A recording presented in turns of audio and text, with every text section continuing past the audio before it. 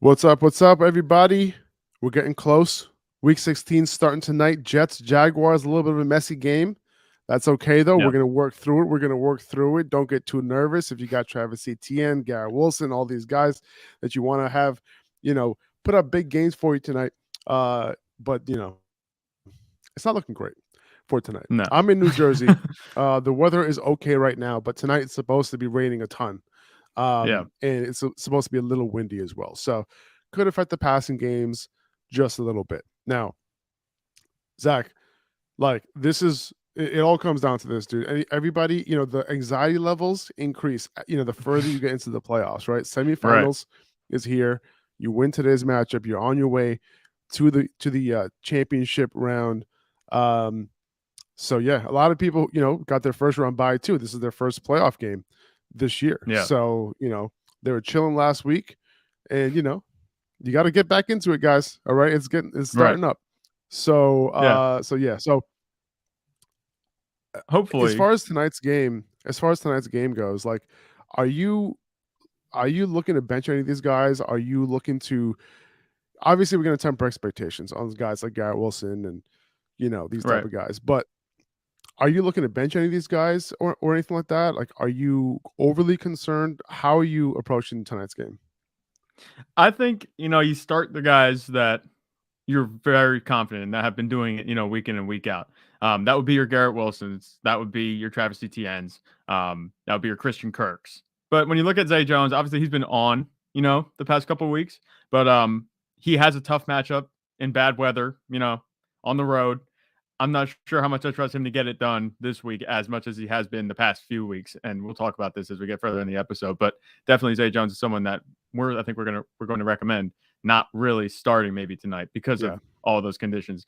But he has been playing well. So, props to him. But, other than that, I think the guys that you've been benching, like maybe Elijah Moore, I don't think you've been starting him. He has had that route participation go up, but we're not exactly excited about the weather, I don't think. At least I'm not. So I would leave him on the bench.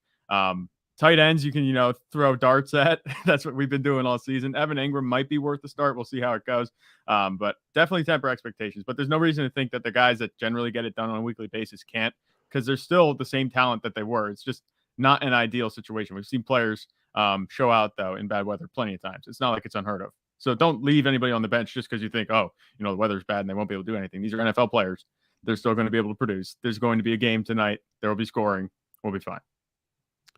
And Trevor Lawrence is somebody that a lot of people are trying to figure out what to do with, right? And we had him ranked as our QB 10, and that's with the weather in mind. This is obviously a tough matchup against the Jets as well. Jay in the chat is asking, he has Lawrence and he has Pickett, right? And like, this is a situation where, I don't want to dig that deep, right? In order to get Pickett in my lineup, I'm starting Trevor Lawrence even with the weather conditions. He also has a claim offer pending for Goff, and I can see that. Goff has a decent matchup against Carolina this week, and I'm okay starting Goff over Lawrence, if I have some concerns. So yeah, I'm cool with that. But Trevor Lawrence, I still think, he's been balling out of his mind lately. He had a little bit of a tough matchup, a couple of weeks ago, didn't really come. Well, actually, no, he had a good matchup against the Lions, and he didn't come through against the Lions. But last week, a little bit of a tough matchup, and he definitely came through. So yeah, I'm okay starting him. Just temper expectations. I think he might, use his legs a little bit more in this game, which is why I'm betting on the higher total rushing yards for him on Underdog tonight. That's only how many? What, like 15 yards? I think it was like 15, 16 yards. Yeah, I think so. You have to figure especially in this game. I think so. Right. So that's really it. Zach Wilson was a potential streamer for me, if you're missing Jalen Hurts, but it's the more I think about it, the more I'm not sure if I like if I want to depend on Zach Wilson in this game. As good as the matchup is, I don't know how much you want to trust him. He had an all right game last week, but we know, that type of game that he had in the second half of that Patriots game, that could happen anytime, that the way the offense would look. And tonight would maybe be a good bet for that kind of thing to happen because of the weather. I'm not sure how much I trust Zach Wilson to be consistent on a week-to-week basis. He just put up 20 points last week. Do we think he's going to put up 20 points in back-to-back weeks? I don't know about that. We'll see, though. He's a desperate start because of that matchup. That's the only thing that leaves him in, potentially startable territory for me. And we'll talk about Christian Kirk and Garrett Wilson in our wide receiver rankings, because that's what we're talking about today. We're going over wide receiver rankings, our top 30 wide receivers, top 20 tight ends. And then the rest of the rankings are going to be available. All positional, all flex rankings are going to be available on Patreon. So if you're deciding between a running back and a wide receiver this week, those rankings will be up there on Patreon a little bit later today, definitely before the Thursday night game. I'm aiming for, afternoonish time, Eastern time, to get those up. So you'll be able to check that out, patreon.com/upperhandfantasy, or you can just click the link in the description. All right. Let's get into it, man. Let's get into wide receivers. Let's do it. I know you said it's a weird week because of this weather. You sent them to me and you're it's so a weird week, man. I completely agree. There's a couple guys that we usually see up here that aren't, especially having Amari Cooper outside the top 30 feels weird. It really does. And it makes sense. There's a few guys at the bottom of the top 30 that I'm like, what are you guys doing here? Like, you guys don't belong here. Like, what are we doing? So, but at the end of the day, like, what I'm projecting is some of these guys who don't normally finish in the top 30 to be there this week. But we have Justin Jefferson at number 1, Tyreek Hill at 2, Devonta Adams at 3, Amon-Ra St. Brown at 4, Jamar Chase, then Stephon Diggs at 5 and 6. Diggs is the last one in this group.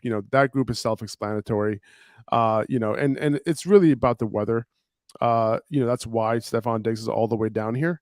Because there is a little bit of concern in Chicago this week. A little bit of wind could affect the passing game. Diggs, lately, he hasn't been that, elite. He hasn't finished with elite fantasy numbers. Obviously, he's an elite player, but the weather could potentially keep him at a point where he's not reaching his ceiling that we're used to. And we're going to say that about a lot of receivers. This top half of the top 10 is a lot of fairer weather games. Obviously, Carolina might be a little cold, but it's not going to be like that Bills game in Chicago. And Green Bay, they're playing down in Miami. The Vikings are indoors. Amon-Ra St. Brown, we just talked about, and Devonta Adams. It's going to be cold in Pittsburgh, but it's not going to be that bad. So you're going to see that kind of happening this week. But I like Justin Jefferson at the top. Tyreek Hill should be able to get it done against a Packers defense that's been allowing some points. Jamar Chase, I think even though it's going to be cold, it looks kind of bad. I trust the Bengals offense to get it done. They have Joe Burrow playing really good football, and they have plenty of receivers there too. So I'm not worried about them at all. And Stephon Diggs, it really does feel weird. We've seen him get it done in like rough weather matchups before, but this one might be a little bit, outside that zone where it's like, okay, it's not just rough weather. It's pretty bad. Yeah. They are going, they do have a good matchup though. Go ahead. Sorry. Yeah, it's a good matchup. Will they need him? They could potentially run the ball with Singletary and James Cook, and they want to get Naheem Hines involved a little bit. They could do that. They have 3 guys, who are capable, so they could easily just run the ball down Chicago's throats. But we'll see. They probably have to keep it balanced a little bit at least, but maybe not, because Chicago's one of the worst rushing defenses in the league. DK Metcalf, he's next up at 7, kind of in that next tier. Without Tyler Lockett in the lineup this week, he has that broken finger. He potentially will miss only this week and be back next week, but we'll see. I would assume that the targets, can funnel DK Metcalf's way, in a game where the Chiefs will likely be up all game long, right? Geno Smith is probably going to be, slinging it the whole time to keep up with Patrick Mahomes. So I can see, DK Metcalf easily seeing double-digit targets in this one. I think that's definitely in the cards. They're facing a Chiefs defense that's allowing the 5th most fantasy points to wide receivers on the season. And this one has, shootout written all over it. You look at the over-under, I think it's the second highest over-under this week. And you don't even need to look at the sports book to see that this is going to be a good matchup as far as offenses go. I'm expecting big things from DK Metcalf. Like you said, double-digit targets. I think he's pretty much a shoe-in for that at this point with Tyler Lockett out. If not, it could have gone a different way. Marquise Goodwin will get some targets, but DK Metcalf's going to be the guy for most of the game. I think it's going to be a passing attack for Seattle most of the way. Like I said, they're playing pretty much for their playoff lives right now. They can't afford to lose any more games the rest of the way, and they're going to be, scrapping in this one against a good Chiefs team. So I like DK Metcalf at 7. I think he has some nice upside that I think might kind of trump Stephon Diggs, in the matchup that he has. I can see it. I wouldn't be mad at that, having DK Metcalf ranked above Diggs this week. Not at all. CeeDee Lamb, I have him at 8 against Philly. Neither James Bradbury or Darius Slay move inside to cover the slot. So, CeeDee Lamb, we know that he runs most of his routes from the slot, and Philly has given up the 5th most fantasy points to slot wide receivers over the last 4 weeks. So we could see targets funnel his way, instead of those random spikes in target share, to the outside wide receivers like Noah Brown, getting 30% target share last week, or Michael Gallup, 23%, 29% target share a couple weeks ago. So I think CD has a chance, to getting that 30% target share this week. And that's something he hasn't seen in 3 weeks now. Yeah, I think there's no question that he's going to see that type of target share. I think it's going to be a throwing day for the Cowboys. Even though Gardner Minshew's playing quarterback, the Cowboys aren't running away with this. This is going to be a competitive game. And if it's going to go one way, I'm not saying the Eagles are going to dominate Dallas, but I don't think Dallas dominates this game in any way at any point. So I think that it's going to be a competitive game script enough that CeeDee Lamb is going to be getting those targets, like you said. And in the slot, he's been running his routes from the slot. He's been moving on motion a lot. They've been finding ways to scheme him open. I still think they need to throw it to him more. Noah Brown, I don't know what he's doing with that target share. I wouldn't expect that to continue on a week-to-week basis, but that's just kind of the way it's been these past couple of weeks. I think they're going to get the ball to CeeDee Lamb, and I like him at 8 this week. I think he is, just a shade under DK Metcalf because of the matchup that DK Metcalf has. And CeeDee Lamb, Dallas is a complete offense. They do still lean on the run game a lot, so that kind of hampers his upside too. Yeah, I think if I'm not mistaken, the Eagles had 15 total Pro Bowlers, like if you're including the alternates, which is really insane. Man. It was like I think it had 8. If I'm not mistaken, it was 8 Pro Bowlers and like 7 alternates or something like that, which is the most in the league. Obviously, that's a crazy. lot. That's a lot of good players right there. Is the Pro Bowl? Is it still that popularity contest? Like I know they have the votes, but Tua got all the votes. Yes. He didn't make the Pro Bowl. Like did they have like a committee that decides that? Like I don't think so. I think it was a vote, if I'm not mistaken. Yeah, because Tua was leading the highest all players in getter, fan voting. Oh, interesting. I didn't know. So did they have like selectors? Let's see. I thought it was just like, the Pro Bowl didn't matter. It just happens if you're popular. And that I pay attention to the All Pro, rosters. That's what I get mad about. Not the Pro Bowl rosters, but I was just interested to see that because I wasn't sure. You're talking about the Pro Bowls. Like, I'm not sure who makes those decisions. Oh, here we go. It's 1/3 coaches, 1/3 fans, and 1/3 players. Okay. All right. So that's a little bit more credible. All right. More credible than I thought it was. I thought it was just like whoever gets most votes. Because I was looking at it, I was like, there's no way Tua is going to make the Pro Bowl over Patrick Mahomes and Justin Herbert and Josh Allen and Joe Burrow. Exactly. Like this is just too many for him to make the Pro Bowl over them. Interesting. It's interesting that he was the most voted though. That's cool. Right. Chris Godwin, I have him at number 9 against Arizona. AJ Brown at 10 against Dallas, and this is obviously a little lower than normal for AJ Brown, but obviously a bit of a quarterback downgrade to Gardner Minshew, and we don't know what the target distribution is going to look like. AJ Brown also runs most of his perimeter routes on Trayvon Diggs' side, so just bumping him down a little bit. You're not benching him or anything like that, but just kind of temper expectations a little bit because you kind of don't know what to expect this week. Yeah. I would expect big games from the other Eagles receivers, which we'll talk about in a little bit, because Trayvon Diggs is really the only guy Dallas has in coverage. Outside of that, they are banged up. They're missing Anthony Brown at cornerback, so they're starting Kelvin Joseph, who can't cover anybody. And then they have a good nickel corner, but he's a rookie, so he's been beat a couple of times. I think that all the other receivers will be fine. Unless A.J. Brown runs away from Trayvon Diggs, it could be the other guys getting it done this week. And with Gardner Minshew, I'm not worried. I'm not worried about A.J. Brown with Gardner Minshew at quarterback. I just think the ceiling might not be there. I'm not sure. Yeah. No, I hear that. And, A.J. Brown does run most of his routes away from Trayvon Diggs. It's just that he runs about 45% of his routes on Trayvon Diggs' side. So he does move around just a little bit. And Diggs hasn't really been moving around following receivers. So, and when you have another receiver like Devonta Smith, there's no reason to just follow AJ Brown because Devonta Smith is a problem on his own. And at number 11, I got Keenan Allen against Indy. He's averaging more than 12 targets per game over his last 3 games. You saw what KJ Osborne just did, against Indy out of the slot last week. They were missing their nickel corner, Kenny Moore. and he's still not back at practice with that ankle injury. So, Allen is walking into this game with a potential monster matchup advantage. I think that's definitely the case. And you look at the last 4 weeks, the Colts are allowing the most fantasy points to wide receivers. 100% that's a matchup that you want. Over the season, they're actually, one of the top 10, I think, in terms of fantasy points, but they've kind of come back down to earth. That could be inflated by Justin Jefferson and KJ Osborne's performances last week, but definitely something to keep an eye on. That kind of trend can continue week to week. And I like Keenan Allen and Mike Williams to get it done with Justin Herbert. The Chargers have been looking better on offense, so I think that this is a really good matchup for Keenan Allen. I think 11 might be a bit conservative. He's a PPR machine. I think he has a nice floor of at least like 14 points because he's going to be catching at least 8 passes a week.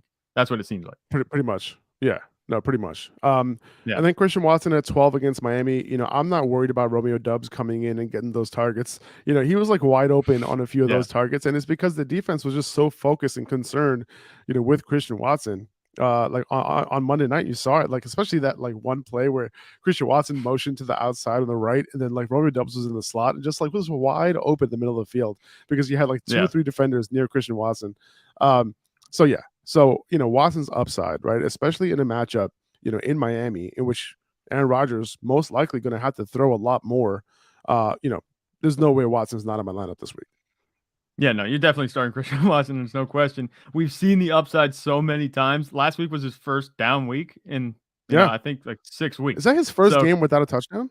Yeah, since he, had that breakout game against Dallas. I mean, he's been on a tear. So don't worry about it. Don't panic because, he had 8 points and Romeo Doubs got 5 targets on 30% route participation. No, don't worry about that. You're fine.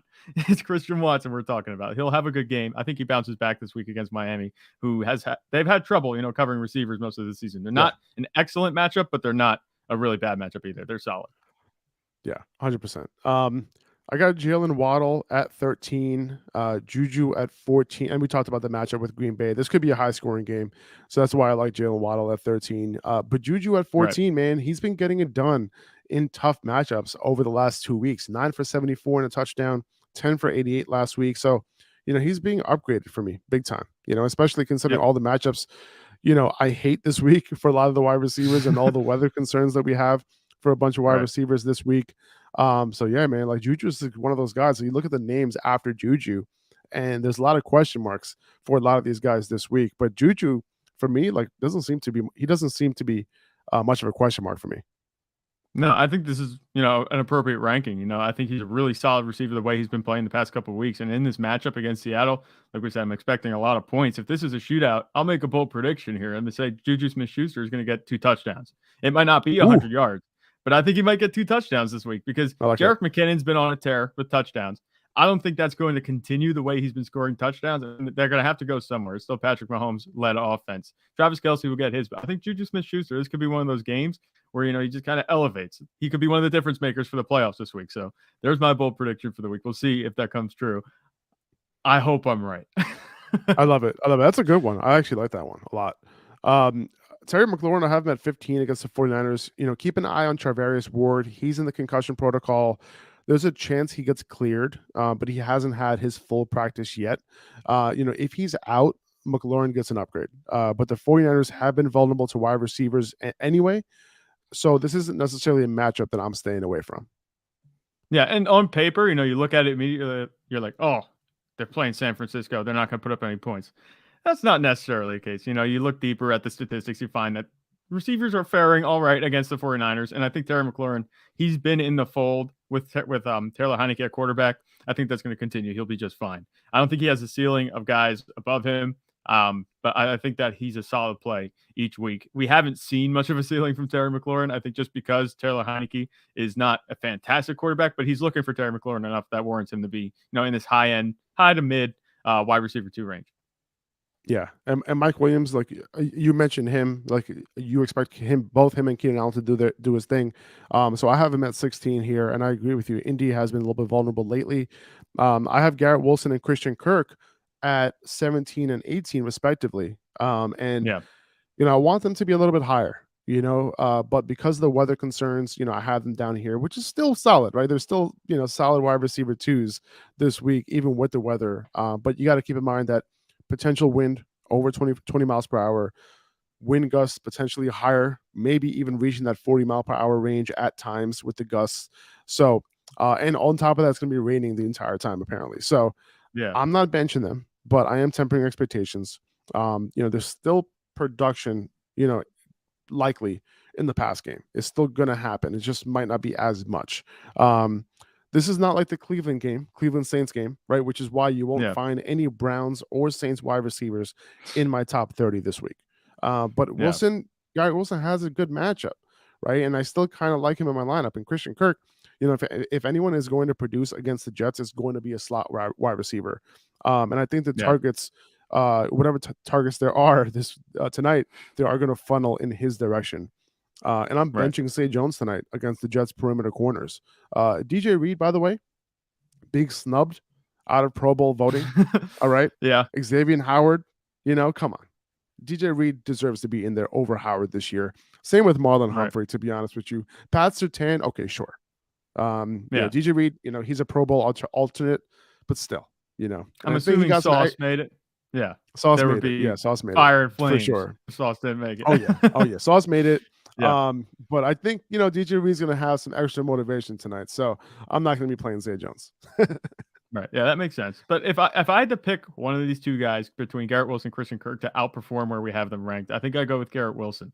Obviously, this isn't Mike White at quarterback, but we've seen him get it done in bad weather before a couple of weeks ago against Chicago. Same type of weather, just raining the entire time. It was like pouring that game. And it wasn't quite as cold, but we've seen him get it done. He had 2 touchdowns in that game. I don't think Zach Wilson is exactly Mike White, but if he just funnels him some targets, I'm not that worried about Garrett Wilson. I think you can look at the matchup too. You say it's pretty good. There are things pointing in the right direction for Garrett Wilson. If there's going to be a solid fantasy contributor in tonight's game, I should say, I was going to say this week, but tonight's game, I would go with Garrett Wilson over Christian Kirk. Even though Christian Kirk, like you said, those targets will probably funnel towards him too. I just like Garrett Wilson to do a little bit more with it tonight. I think he's going to be one of the only guys, producing for this Jets offense. So is he too low? I don't think he's too low. I think the weather is enough to have him ranked down here. There are certain things out of his control that can keep him a little bit lower. But I'm saying if I had to bet and say that one of these two guys are going to outperform their ranking, like finish, say, maybe top 12, I would go with Garrett Wilson over Christian Kirk. I'm not afraid of Garrett Wilson tonight. It's easy to be, but I'm not. Yeah, no, I get that. I think that makes sense. Now, I have T. Higgins at 19. And this might seem a little bit low, but he just hasn't shown his ceiling with Jamar Chase in the lineup. And most of the guys ahead of him in these rankings are the number 1 wide receivers for the respective teams. The question is, given the weather concerns for tonight, do we play him over Garrett Wilson and Christian Kirk? Honestly, I'm not sure if I am, to be honest with you. Like, if you look at what T. Higgins has done this year, he had one, in terms of with Jamar Chase on the field, he had one really good game when Jamar Chase was on the field. That was in week 4 against Miami. And we know what type of game that was, right? But otherwise, he's been, not that amazing. He's been solid, in his other 2 big blow up games was with Jamar Chase out of the lineup.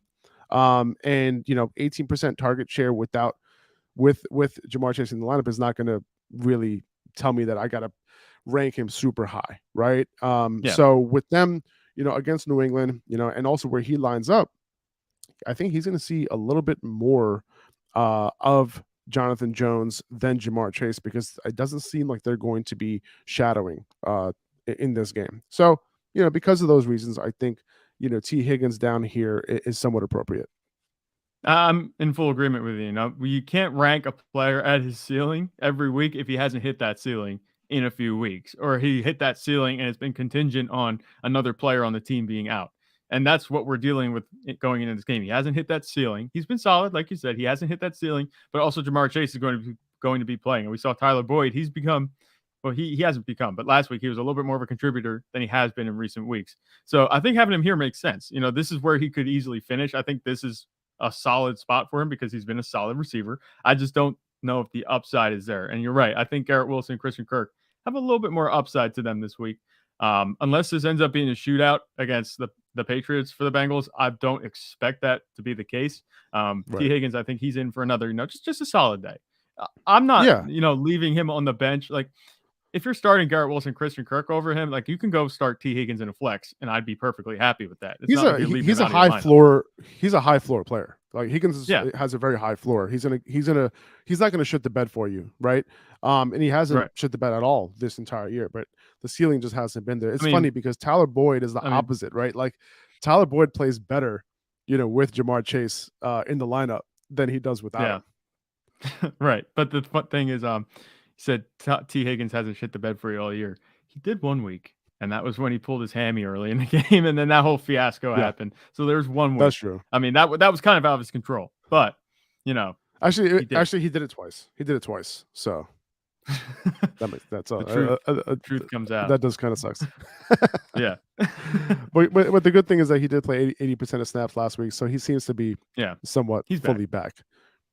I have DJ Moore at 20 against Detroit.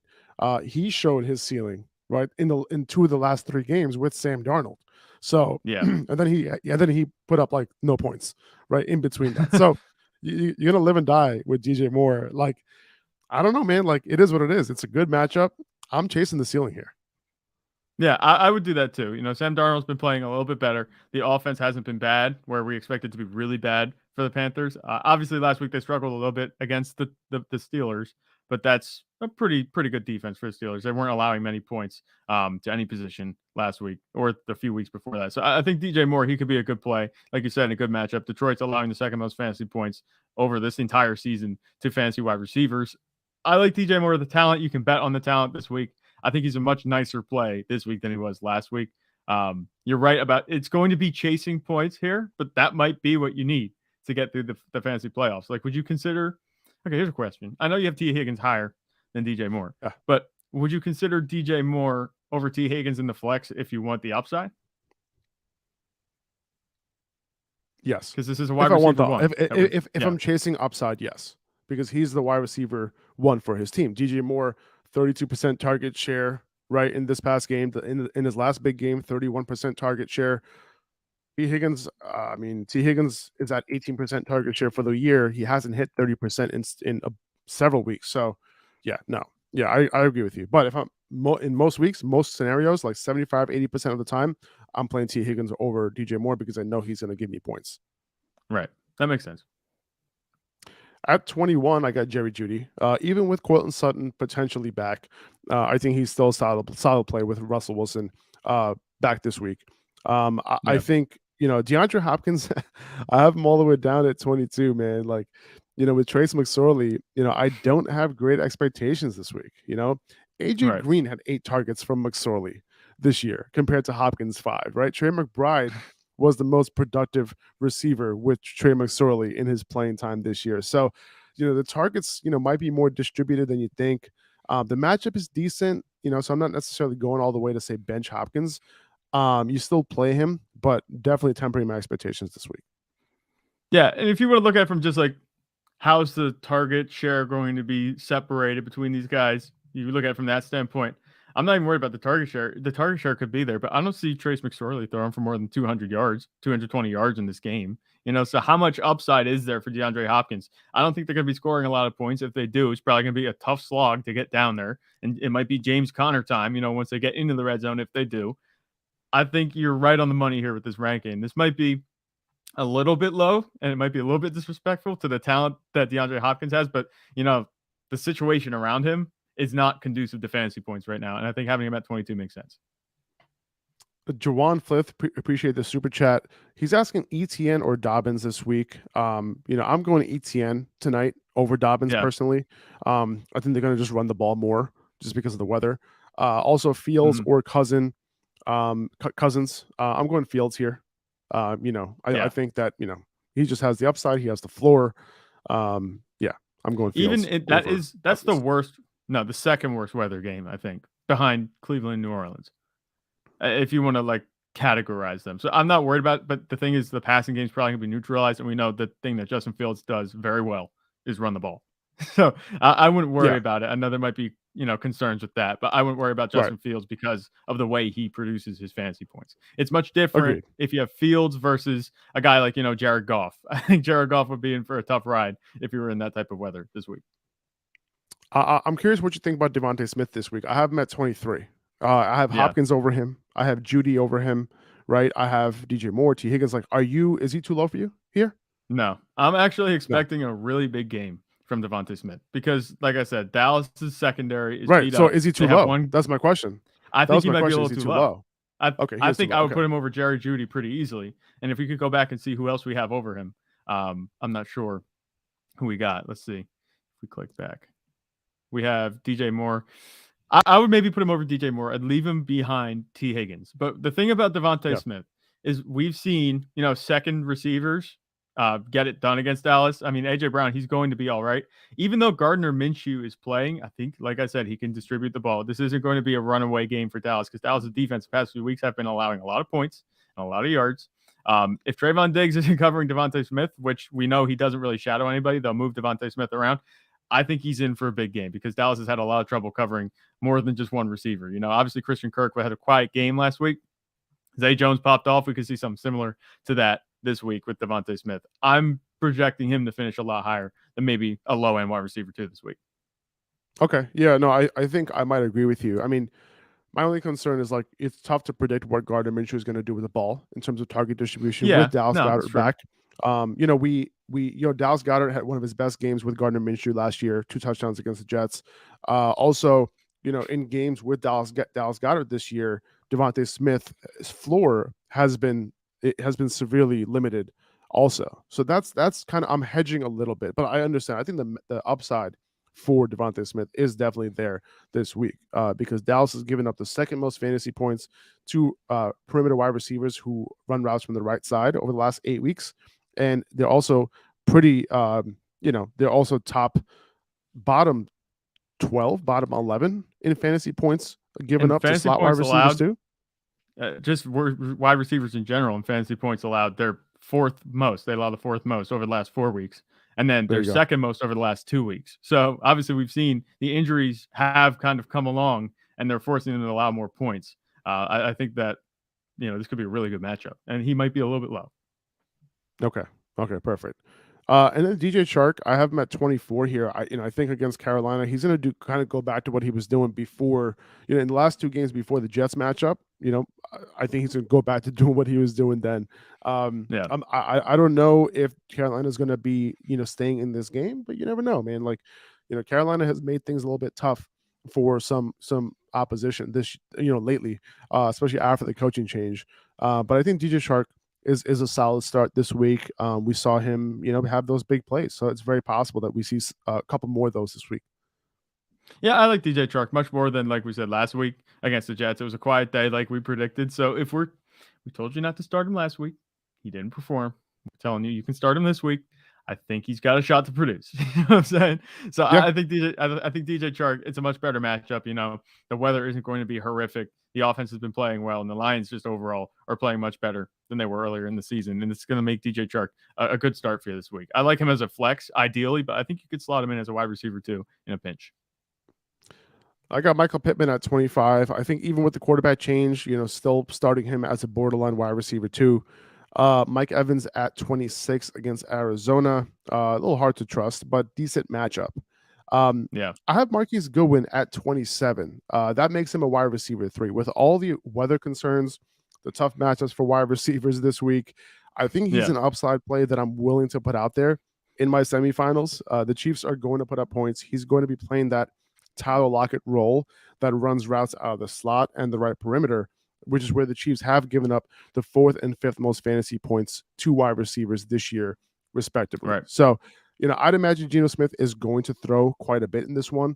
Preciser has this game at a 50-point total. So if you're shooting for upside, I think Goodwin is a play this week. I think absolutely you're on the money with that one. DK Metcalf, like we said, he's going to be, and like I said, I think he's going to be a shoe-in for 10 targets at least. But they can't all go to DK Metcalf. Geno Smith is probably going to be throwing the ball 30, 40 times this game. And you're not going to be throwing 10 targets to Noah Fant. So Marquise Goodwin, I think you're going to look at that. You'll see he's going to be getting some more targets. If he gets 7 or 8 targets this week, I like him to score a touchdown too. He doesn't need to have a humongous day to pay off, especially with the way that you're going to be starting him. He's a wide receiver 3 in our rankings. I think his upside is much higher than this. I don't think he's a wide receiver 1 type of player, but a mid wide receiver 2, high wide receiver 2 finish in a good matchup, like you said, against the Chiefs. I think that's perfectly reasonable and on the table for Marquise Goodwin this week. Jahan Dotson at 28. He had a top 20 finish and a top 10 finish in his last 2 games. He's averaging 20% target share. And when he's healthy, all he does is score touchdowns. And wide receivers who line up out of the slot and the right side have been doing their thing against San Francisco this year. And that's where Dotson runs the majority of his routes from. 4th most fantasy points given up by the 49ers overall in the last 8 weeks. So another upside play here with Jahan Dotson.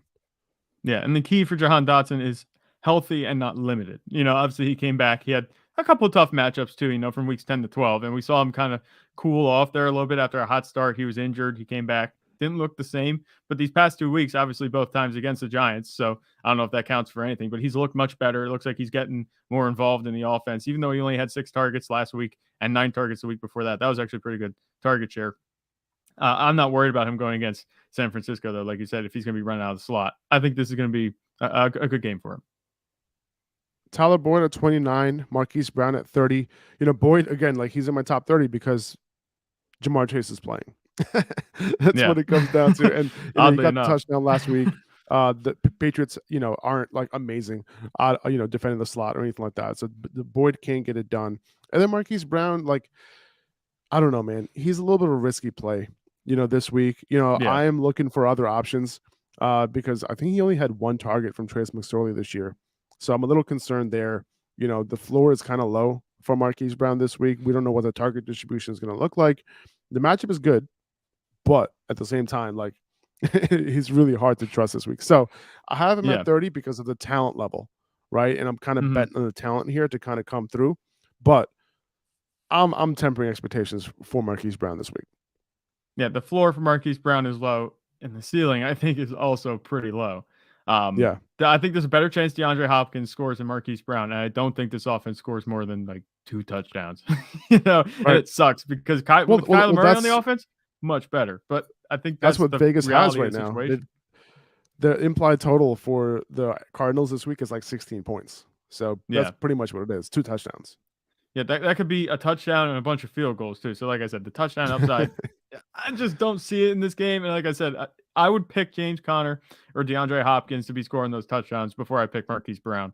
Not because of the talent, but just of the way that we've seen Trace McSorley play and from just the offense overall being not very good. So I think Marquise Brown, he's not a very attractive start for me. I'd definitely be looking for other options.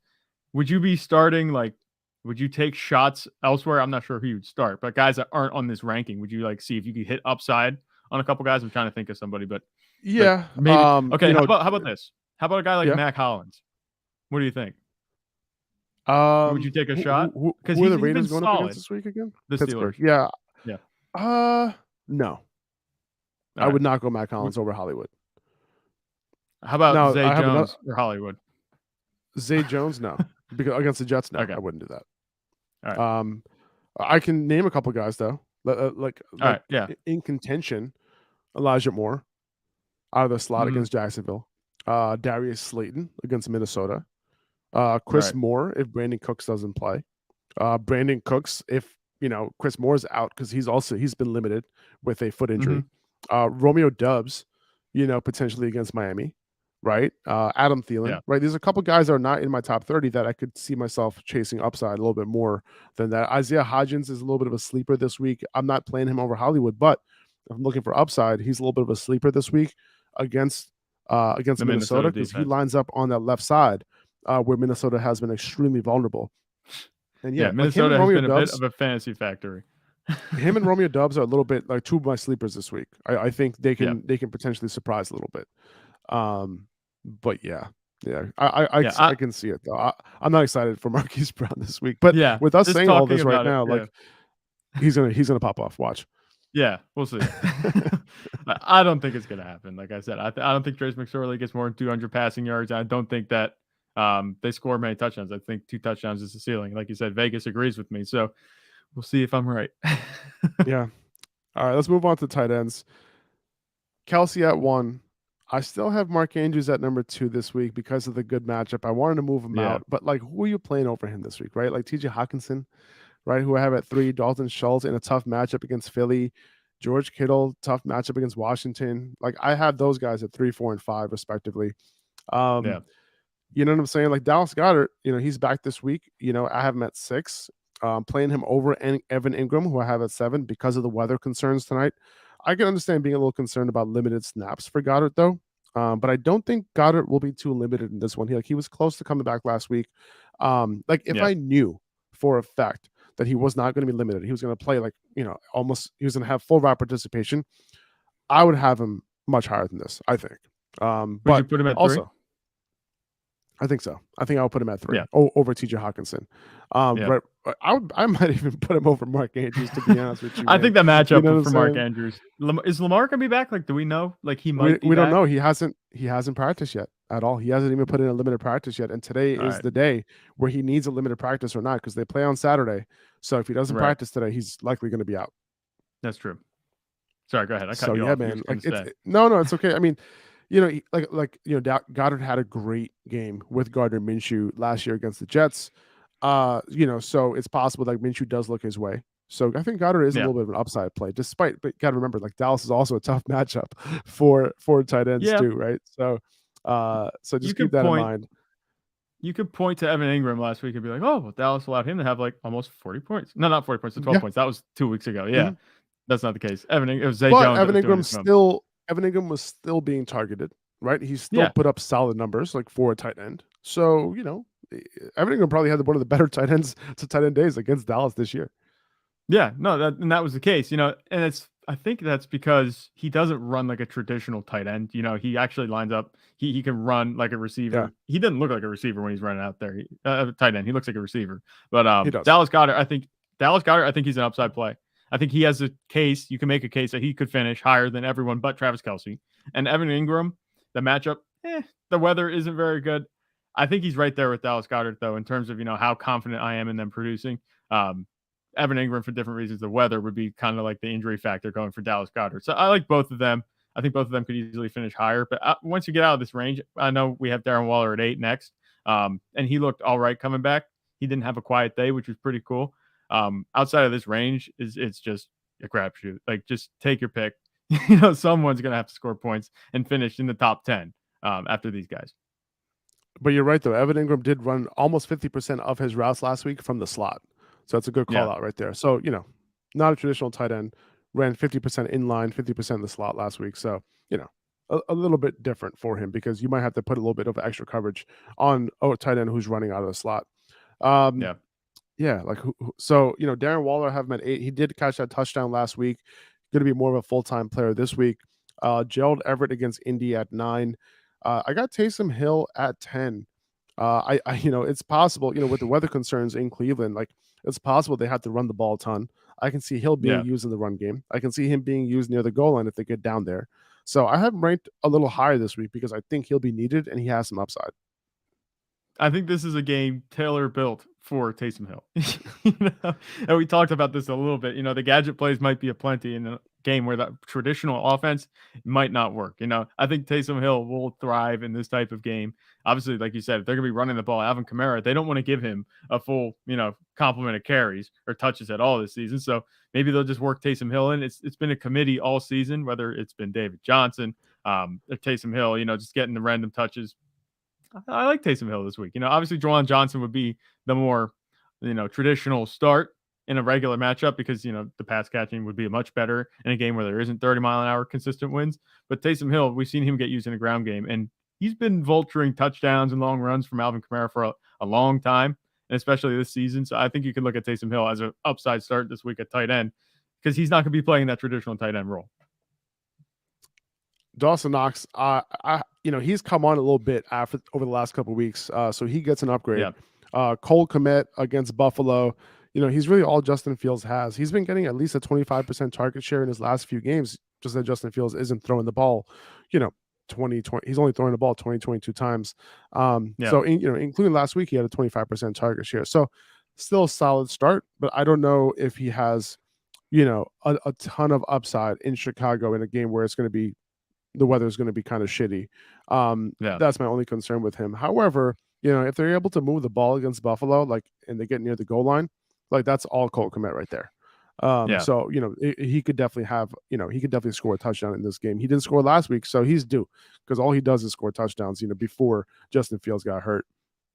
Pat Freiermuth with the donut last week. He's at 13. Still starting him over Greg Dulcich. With Kenny Pickett back. Noah Fant at 15 with Tyler Lockett out.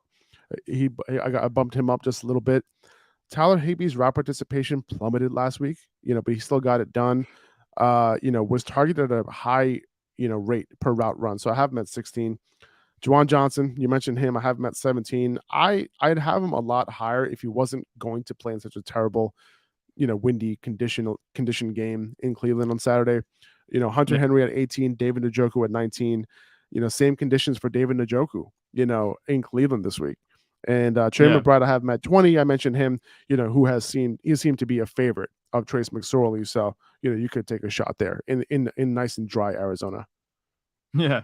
I mean, you look at all these guys, any names stick out to you as oh yeah, he could actually finish a little higher than we have him ranked?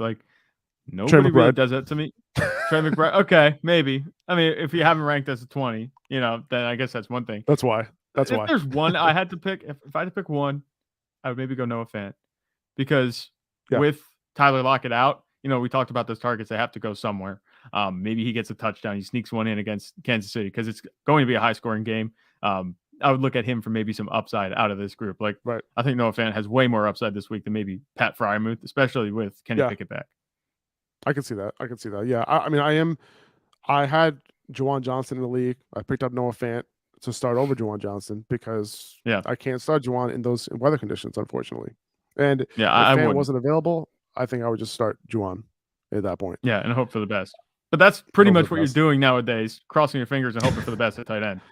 Exactly. We're almost to the end. We can stop worrying about tight end, who we're starting at tight end in fantasy. We got 2 more weeks after this. Pretty much one significant week, yeah. So our first matchup is tonight. Good luck, everybody. That's going to do it for this episode. We appreciate you guys. It would mean the world to us if you could just hit subscribe on the podcast, whether that's on Apple Podcast or on Spotify. That would mean the world to us. That helps us out a ton. You guys don't even know how much that would help us. So we appreciate you guys. We'll be back tomorrow with our start sit question answer show. All right, you guys will join us. We'll answer questions live. We'll go over some underdog picks, and we'll do some drafts as well for this weekend. So that should be some fun. Right. If you don't listen to tomorrow's episode, Merry Christmas, Happy Holidays, have a great weekend. Enjoy some time with your family and all that. And I know I will. Football. Zach, watch football. That's important too. All right, guys. Zach, take it easy, dude. Yep.